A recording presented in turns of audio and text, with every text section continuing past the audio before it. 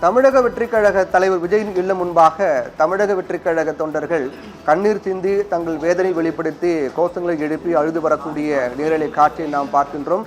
தொடர்ந்து விஜயனுடைய பதவியேற்பு நிகழ்வு தாமதமாவது, அதற்கு பின்னில் இருக்கக்கூடிய அரசியல் நகர்வுகள் உடனடியாக முடிவுக்கு வர வேண்டும் என்ற பல்வேறு கோரிக்கைகளை முன்வைத்து தமிழக வெற்றிக் கழக தொண்டர்கள் அவர்கள் வேதனையை வெளிப்படுத்தி வருகிறார்கள். மறுபுறம் தொடர்ந்து பல்வேறு அரசியல் தலைவர்கள், அதாவது குறிப்பாக திமுகவுக்கு ஆதரவு தெரிவித்த சிறு சிறு கட்சிகள் அமைப்புகளுடைய தலைவர்கள் கூட ஆளுநருடைய செயலை கண்டித்து வருகிறார்கள். இது ஆளுநருடைய செயல் என்பது ஜனநாயக விரோதமான செயல், இது உடனடியாக இது தடுக்கப்பட வேண்டும், தனி பெரும்பான்மை என்ற அடிப்படையில் விஜயை ஆட்சி அமைக்க அழைப்பு விடுக்க வேண்டும் என்று பொதுவாக அனைத்து தலைவரும் சொல்லி வரக்கூடிய கருத்தாக இருக்கிறது. அதில் மிக முக்கியமாக காங்கிரஸ் கட்சியினுடைய மூத்த தலைவர் ப. சிதம்பரமும் ஒரு பதிவை அவருடைய எக்ஸ் தளத்தில் அவர் வெளியிட்டிருந்தார்.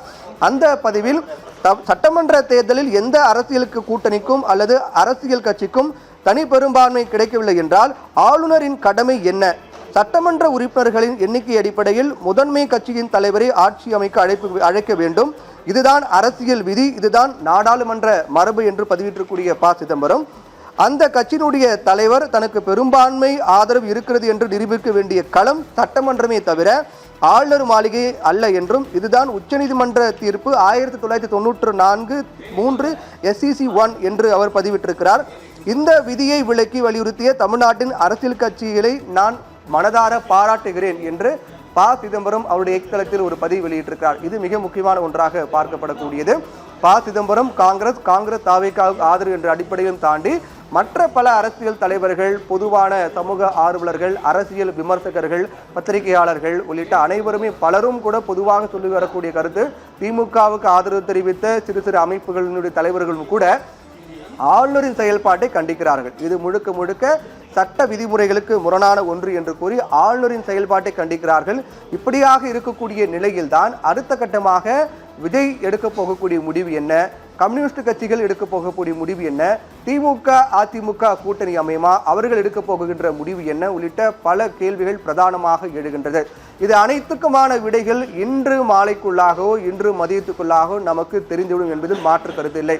இதை நாம் எப்படி யூகிக்கலாம் என்றால் இரண்டு வாய்ப்பு. அதாவது ஒன்று, இன்று இன்னும் சற்று நேரத்தில் கம்யூனிஸ்ட் கட்சிகளோ விசிகாவோ தமிழக வெற்றிக் கழகத்துக்கு மனப்பூர்வ ஆதரவு என்று தெரிவித்தால் இந்த 4 நாட்களாக நீடித்து வந்த பிரச்சனை என்பது முற்றுக்கு வந்துவிடும், முற்றுப்புள்ளி வைக்கப்பட்டுவிடும்.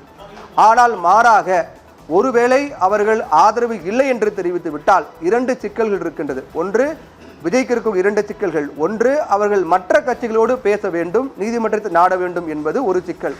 இன்னொரு சிக்கல் என்னவென்றால், ஒருவேளை திமுக அதிமுக கூட்டணி அமையக்கூடிய நிலை உருவானால் அது விஜய்க்கு மிகப்பெரிய சிக்கலாக மாறிவிடும். அவர் கனவு என்பது பொய்த்து போய்விடும் என்பதுதான் அடுத்தடுத்து வரக்கூடிய நிகழ்வினுடைய வெளிப்பாடாக தற்போது நிகழ்வு நடைபெற்று வருகின்றதை நாம் பார்க்கின்றோம்.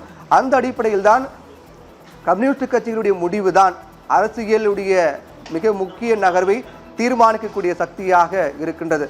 ஒருவேளை திமுக அதிமுக கூட்டணி அமைந்தால் அதற்கு கம்யூனிஸ்ட் கட்சியில் விசிகாவும் திமுக அதிமுக கூட்டணிக்கு ஆதரவு தெரிவித்து அவர்கள் அதில் உறுதியாக இருந்தார்கள் என்றால், நீதிமன்றம் சென்றாலும் கூட விஜயால் வெற்றி பெற முடியாது, விஜய்க்கு சாதகமான தீர்ப்பு வராது. ஏனென்றால் தனிப்பெரும் கட்சியாக தான் இருக்கிறாரே தவிர அறுதி பெரும்பான்மை கிடையாது. திமுக அதிமுக ஒன்றிணைந்தால் அறுதி பெரும்பான்மை அவர்களுக்கு கிடைத்துவிடும். அந்த அடிப்படையில் பார்க்கும்போது விஜய்க்கான வாய்ப்பு முற்றிலுமாக இல்லை என்றுதான் முடிவு என்பது அமையும். கம்யூனிஸ்ட் கட்சிகள் தாவேக்காவுக்கு ஆதரவு இல்லை என்று தெரிவித்தால் இப்படியாக பல சிக்கல்கள் இடியாப்ப சிக்கலாக அரசியல் நகர்வுகள் மாறிக்கொண்டு வருகின்றன.